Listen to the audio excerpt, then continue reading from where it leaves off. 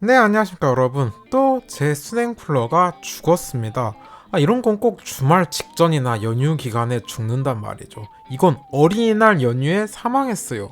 AS를 보내놨는데 여분 리퍼가 없어서 대기해야 한답니다. 뭐 이런 경우가 있나? 정말 운이 더럽게 없는 것 같아요.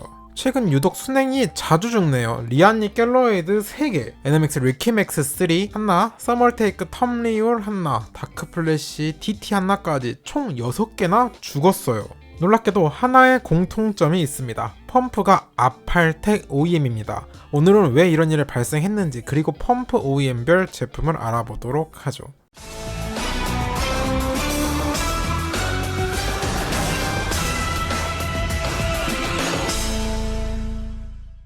우선 OEM 생산 방식이란 어떤 것인지 알아봐야겠죠. OEM이란 Original Equipment Manufacturing의 약자로 주로 주문자 위탁 생산 방식 혹은 주문자 상표 부착 방식이라고 번역합니다. 예를 들어 생산은 A 공장에서 주문은 B 기업이 넣었다면 B 기업의 상표를 부착하고 시중에 판매되는 방식입니다. 경영학에서는 OEM, ODM을 확실히 구분하는데 PC 업계에서는 그냥 뭉뚱그려 둘 다 OEM 방식이라고 말하는 편이더라고요. 그럼 순행이 어디 OEM인지가 왜 중요하냐면 바로 순행 쿨러 성능의 가장 중요한 펌프가 대부분 위탁으로 생산되기 때문이죠. 순행 성능이나 소음을 결정하는 주된 부품이 펌프, 라디에이터, 팬 등인데 정말 보수적으로 잡아도 펌프 중요도가 50%가 넘어요. 따라서 펌프가 어디 공장에서 생산되는지 반드시 체크할 필요가 있죠. 주요 OEM 브랜드로는 아세텍, 아팔텍 그리고 쿠릿 정도 있습니다. 아스텍은 많이 들어보셨죠? 한 단어로 명품으로 정의할 수 있습니다. 말 그대로 순행 쿨러계의 탑입니다. 성능 상당히 좋고 가격도 비싸죠. 아팔텍은 몇 년 전부터 뜨던 곳인데 가성비로 주목받는 곳입니다. 문제는 작년부터 터지기 시작한 신뢰도 이슈가 발목 잡고 있어요. 20년 하반기에서 21년 상반기 생산분에 냉각수 침전물이 쌓여서 막히는 이슈가 있어요. 21년 하반기 생산분부터 개선된 버전이 적용되었기에 괜찮다고 발표했지만 좀 지켜볼 필요가 있습니다. 기존 문제 있던 제품도 초기에 당연히 정상 작동되다 1년 반 정도 지나서 터지기 시작했거든요. 21년 하반기 생산분이면 이제 슬슬 문제가 나올 시기라 괜찮은지 지켜봐야겠죠. 참고로 제 텀리울이 21년 6월 생산분일 거예요. 그러니까 문제가 생긴다면 이맘쯤이 되겠죠. 다음으로 쿠릿은 비교적 최근에 커세어 순행에 들어가면서 알려졌습니다.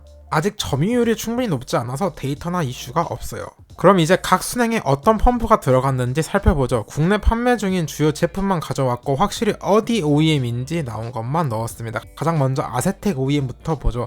아세텍은 얼마 전에 최신 8세대 제품이 나오기 시작했습니다. 현재까지 딱 두 브랜드에서만 출시했어요. 에이수스의 류오3, 류진3랑 판텍스의 글레이셔 T30V2입니다. 썰로는 8세대 펌프가 에이수스와 판텍스에서 1년 독점 계약이라는 루머가 있었는데 어제 리안리에서 신형 갤러웨이드2에 아세텍 8세대 펌프가 들어간다고 발표해서 사실이 아닌 것으로 밝혀졌습니다. 그런데 문제는 이 8세대 펌프가 약간 초기 생산 버전이 불안해 보여요. 8세대 제품을 사신 지인이 소음이 너무 심하다고 영상을 찍어서 보내줬는데 아무리 생각해봐도 저 정도 소음이면 초기 불량 같다. AS 샌더 보내보는 것이 좋겠다 조언해줬어요. 그런데 보냈더니 정상 판정 받았다 합니다. 다행히 이틀 정도 지나니까 소음이 사라졌다고 했습니다. 아마 아직 생산 초기라 발생한 해프닝이지 않을까 싶어요. 그래서 권해드리는 게 구매하실 분은 조금 지켜보고 하는 것이 좋겠죠. 한두 번 하는 것이 아니니까 리뷰 후기 보고 사셔도 늦지 않습니다. 8세대랑 7세대 간 성능 차이는 엄청 크진 않은 것 같습니다. 에이수스 공식 발표에 따르면 콜드 플레이트 면적이 32% 증가, 내구성 향상 및 라디 개선이 적용되어 100W 발열에서 2도 정도의 개선이 있다 합니다. 이건 리뷰하면서 만져봐야 차이를 알 텐데 샘플을 구할 수 있을지 모르겠네요. 7세대 제품은 상당히 많죠. 가장 유명한 것이 NZXT의 크라켄 시리즈입니다.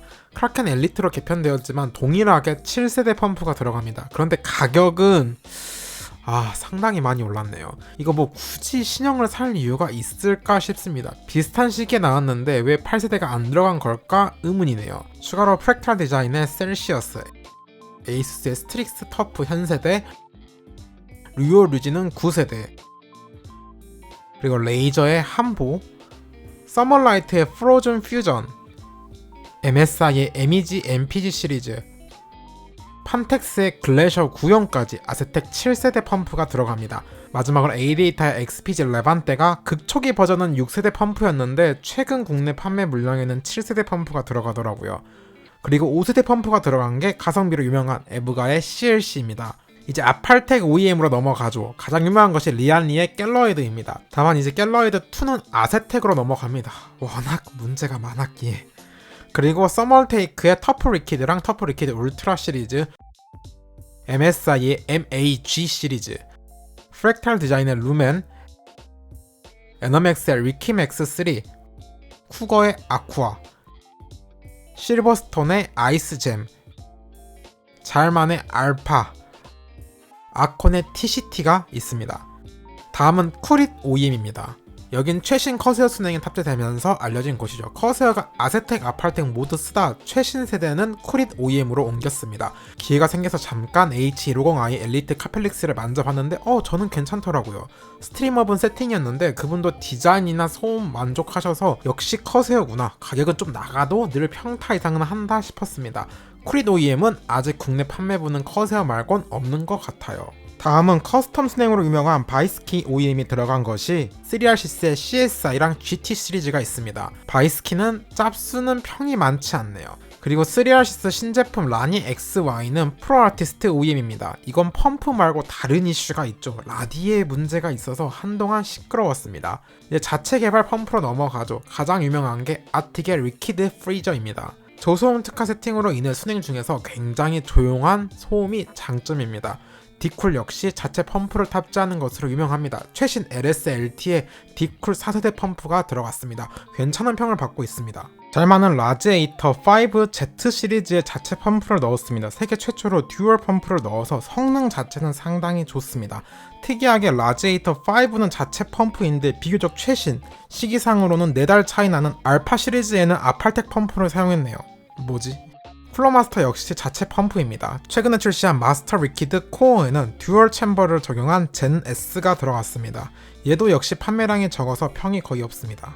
여기까지 국내 판매 중인 주요 순행 쿨러 일명 짭수 펌프 OEM을 살펴봤습니다. 순행에서 펌프가 중요하지만 또 제품마다 팬이나 AS가 다 달라서 다 비교해보시고 현명한 소비하셨으면 좋겠습니다. 혹시 제가 놓친 쿨러가 있다면 댓글로 남겨주시면 감사하겠습니다. 다음에는 파워 OEM도 살펴보겠습니다. 자, 오늘 영상도 도움이 있었다면 구독과 좋아요 눌러주시면 또 다음 영상에서 만나도록 하죠. 안녕.